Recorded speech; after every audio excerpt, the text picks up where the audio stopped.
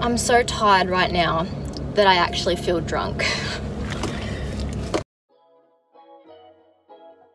What a surprise! I am back in Melbourne once again. And let's be honest, it's a pretty shitty day here today. What better way to spend a shitty day than underground in a casino playing poker? You guessed it, that's exactly where I'm headed. Into Crown to jump onto the 1-3 tables. So, let's get right into this cash game. First things first, I need to give you guys a little bit of context about the first hour of the session. So I wasn't actually recording because I forgot to press record on my phone, but basically we were waking up with 10s plus pretty much every 4 or 5 hands. So because of that, my pre-flop 3-bet game was very, very strong for the first hour. And after that first hour, a few people started to play back at us post-flop. And I had to let a few of these hands go because the boards were very connected or they consisted of quite a few overcards. So we ended up punting off quite a bit of our stack early on. But anyway, let's go over a couple of these hands that I did manage to record. And would you look at that? This hand right here, we're on the button and we look down at pocket aces. The cutoff opened to 20 and I decided to 3-bet to $60. It was folded back around to him and he decided to make the call. So the flop came Jack 8-3 rainbow. He checked it over to me and I decided to continue for $65. He makes the call and the turn comes 8-2. This time he checks and I decided to put the rest of my stack in, and I was kind of hoping, because of the really crazy aggressive image that I had, I'd get a crying call from a jack or something, but he made the fold and we took that pot down.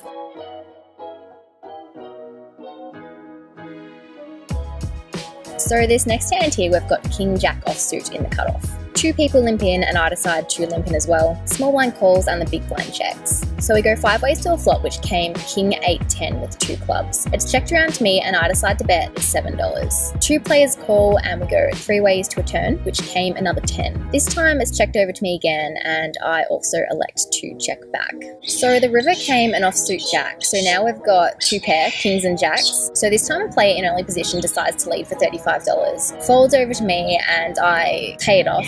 Unfortunately, he rolls over Queen 9 offsuit, so he got there with his gut shot on the river.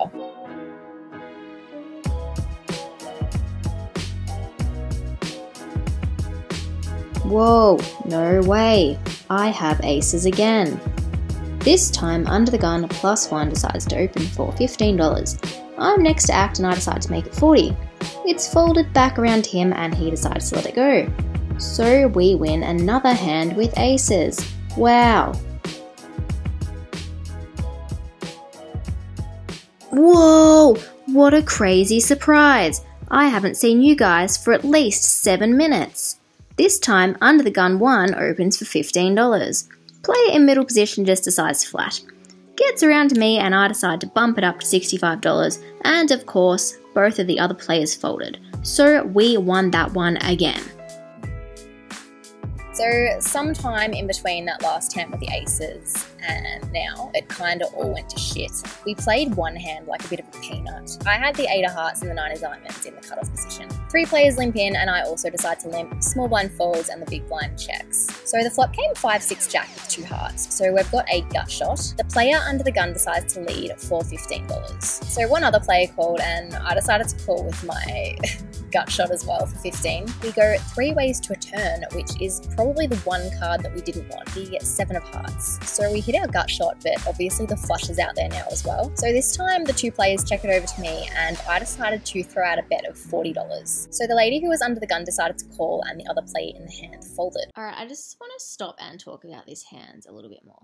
So I've called a $15 bet on the flop with a gut shot. I obviously don't do this all the time, like I'm obviously folding here more times than I'm calling. The times that I do make this call, I'm not calling $15 on the flop with the intention of checking back those times that I actually hit my gut shot on the turn. And I think that's okay, because there are going to be times as well where our opponents don't actually have a made hand yet, and they could easily have the ace of hearts or freaking king of hearts in their hand. So we went heads up to a river card, which came an offsuit 2. I decided to bet $65 and...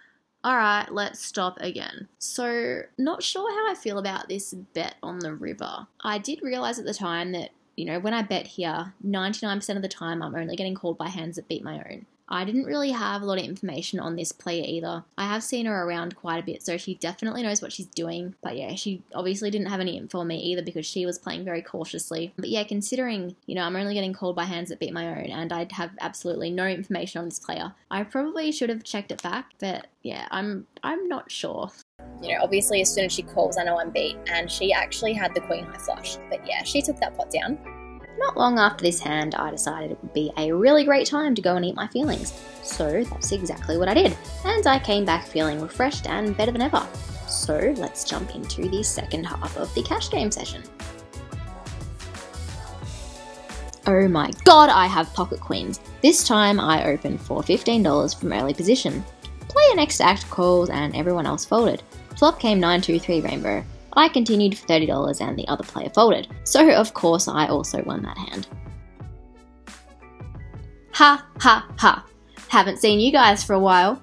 Yeah, look, I'm gonna end the vlog here. Pretty much I just kept on getting aces all night and winning with them, so my stack just kept on growing and growing and growing until eventually I got to this point right here, and at that point I decided it would be a great time to cash out.